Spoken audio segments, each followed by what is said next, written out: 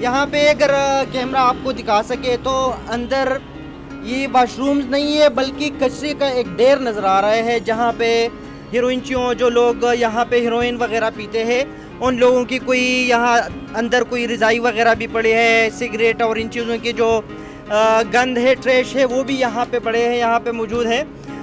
Washrooms का कोई नामो निशान नहीं है, न हमें कोई यहाँ पे कोई कमोड नज़र आ रहा है, न कोई बिल्कुल जिस तरह का कोई कचरे का ढेर जिस तरह होता है एक ट्रैश बिन की तरह ये आपको नज़र आ रहा है।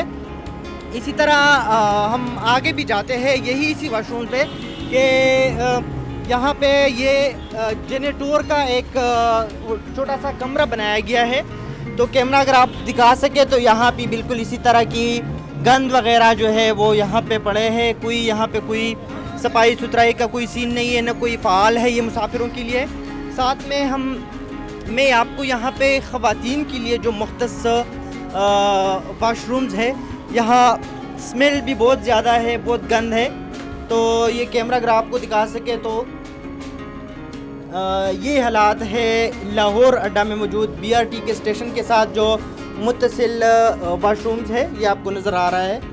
जब हम BRT पे सफ़र करते हैं, BRT के लिए इधर आते हैं ना, तो जो पैदल फुटपाथ है इस पे लोग इधर आते हैं, बदबू आते हैं और लोग इधर ही पेशाब करते हैं ना, इस वजह से हाँ फिर लोग BRT में सफ़र भी नहीं करते और पसंद भी नहीं करते हैं। इसलिए इस पे हुकूमत का बहुत पैसा ज़ाया हुआ है, इससे कोई फ़ायदा नहीं है। इससे अच्छा ये है कि इसको बंद कर दो या इसका मुतबादिल ज़रिया ढूंढो। जहाँ तक ये बात वॉशरूम्स की, तो उस पर भी पेशावर डेवलपमेंट अथॉरिटी, क्योंकि सिविल वर्क तमाम तर पेशावर डेवलपमेंट अथॉरिटी कर रही है, तो जो अभी वॉशरूम्स इनकम्प्लीट हैं या ज़ेर तामीर हैं वो भी जैसे कंप्लीट होंगे तो हमें हैंड ओवर हो जाएंगे, तो उनको मुकम्मल फाल कर दिया जाएगा। ताहाल अभी तक 5 वॉशरूम्स हमें हैंड ओवर हो चुके हुए हैं और उन पर जो लोगों की रसाई मुमकिन है। इस प्रोजेक्ट में कुछ कंपोनेंट्स पार्किंग प्लाजाज बनाने की थी, जिसमें आपको जो पीछे ये इमारत नज़र आ रही है ये पेशावर के डबगरी गार्डन में वाक़या पार्किंग प्लाजा है। BRT इंतज़ामिया और हुकूमत का हमेशा ये मौक़िफ़ रहा था कि इन्हीं पार्किंग प्लाजा से हमें रेवेन्यू आएगी और BRT अपना ख़र्चा ख़ुद बर्दाश्त करेगा। इसी वजह से हुकूमत को BRT चलाने के लिए कोई सब्सिडी देनी नहीं पड़ेगी। आपको ये बिल्डिंग नज़र आ रही है, 1 साल मुकम्मल हो गया है, लेकिन अभी तक ये पार्किंग प्लाजा और पेशावर के जो 2 और पार्किंग प्लाजाज है वो अभी तक फंक्शनल नहीं है। ये जो पार्किंग प्लाजाज हैं, 3 पार्किंग प्लाजाज जो हैं वो ज़ेर तामीर है पेशावर डेवलपमेंट अथॉरिटी की जानिब से, जिस पे काम जारी है।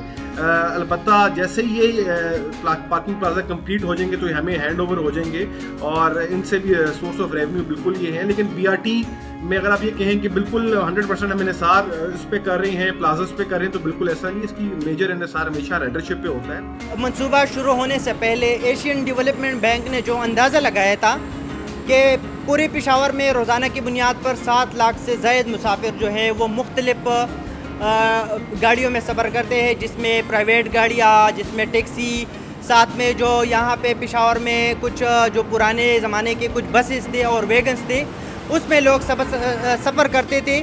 और उनका ये अंदाज़ा था कि इन 7 लाख मुसाफिरों में तकरीबन 4 लाख मुसाफिर जो है वो BRT में शिफ्ट हो जाएंगे, वो इसमें सफ़र करेंगे। लेकिन जो फिगर्स हमारे सामने है, जो 3-4 महीने पहले जो राइडरशिप थी 1,30,000 से ज़ायद थी BRT की, तो अभी तक जो अंदाज़ा था उसमें बहुत ज़्यादा डिफरेंस है कि 7 लाख जो अंदाज़ा लगाया गया था कि पूरी पेशावर में 7 लाख से ज़ायद लोग सफ़र करते हैं, इसमें ये 4 लाख क्यों शिफ्ट नहीं हुए? कोरोना वबा के बायस जहाँ उसने हर शोबा ज़िंदगी को मुतासर किया, वहीं BRT में जो राइडरशिप है उसको भी मुतासर किया। जब तालीमी इदारे बंद हो जाएंगे, जब दफातर में 50% स्टाफ की हाज़िरी हो जाएगी, 100% से 50% पे आ जाएंगे, इसी तरह कारोबारी सरगर्मियाँ जो हैं वो भी मुतासर होंगी, उसमें भी रिस्ट्रिक्शंस होंगी, तो ऑफकोर्स जो BRT की राइडरशिप है उसमें भी थोड़ा फ़र्क देखने में आएगा। तो ये जैसे ही गैर मुतवक्के हालात नॉर्मल रूटीन की तरफ आएंगे तो आप देख सकेंगे इसकी BRT की जो राइडरशिप है उसमें भी इजाफा देखने में आएगा, क्योंकि लोगों की डिपेंडेबिलिटी BRT पर ज़्यादा है, ना कि वो अपनी गाड़ियाँ, ज़ाती गाड़ियाँ इस्तेमाल करें। इसके अलावा इसके जो फीडर रूट्स है मुख्तलिफ पेशावर के मुख्तलिफ इलाकों तक वो फीडर रूट्स अभी खुल गए हैं। सिर्फ एक फीडर रूट जो है अभी तक उसका इफ्तिताह नहीं किया गया है, जो सदर स्टेशन से लेकर स्वातोपा तक को क्रॉस करते हुए पिश्ता खरत तक जो रूट है वो अभी तक फ़ाल नहीं है। इसके अलावा जितनी भी फीडर रूट्स है, फीडर रूट्स का मतलब ये है कि जो मेन स्टेशन है उन्हीं स्टेशन से बसेस जाती है जो सबब्स है, जो आसपास के जो इलाके हैं, जो रोड्स हैं, जो छोटे छोटे रोड्स हैं। सहूलियात है इसमें, आसानियाँ हैं, हाँ अलबत्ता कुछ स्टेशंस हैं जो होनी चाहिए थी। मसलन मैं रेडियो पाकिस्तान में काम करता हूँ तो उधर के लिए स्टेशन नहीं है। कुछ अहम जगह से हैं जिनके नज़दीक स्टेशंस नहीं है, तो फिर जो बसारत से महरूम या अदर फिज़िकली डिसेबल पर्सनस हो उनके लिए मुश्किलात, क्योंकि फिर आपको पैदल जाना पड़ता है या कोई रक्षा वगैरह आपको पकड़ना होता है। अगर आप एसी की बात करें, एयर कंडीशन बहुत ही ज़बरदस्त है। बस पेशावर के लोगों के लिए जिस तरह जो फॉरेन कंट्रीज़ है, जो उनका जो स्टैंडर्ड है बिल्कुल उसी तरह अब पेशावर में है। और ये है कि ये इसका जो है लोगों के पास कार्ड हो तो फिर ठीक है, कार्ड ना हो तो फिर एक्सपेंसिव है लोगों के लिए इसके जो चार्जेस हैं। तो जो बाहर से पेशावर आते हैं इनको फिर ज़्यादा पे करना पड़ते हैं, ये मुश्किलात है। इसके अलावा ये अभी फिगर जो है बीआरटी इंतज़ामिया की जानिब से मीडिया को जारी नहीं की गई है कि इसी एक साल में इनकी रेवेन्यू कितनी थी, क्या इनको सब्सिडी चाहिए या नहीं चाहिए। ये जब बीआरटी इंतज़ामिया अपनी एनुअल रिपोर्ट जो है वो रिलीज़ करेंगे मीडिया को तो इससे पता लग जाएगा।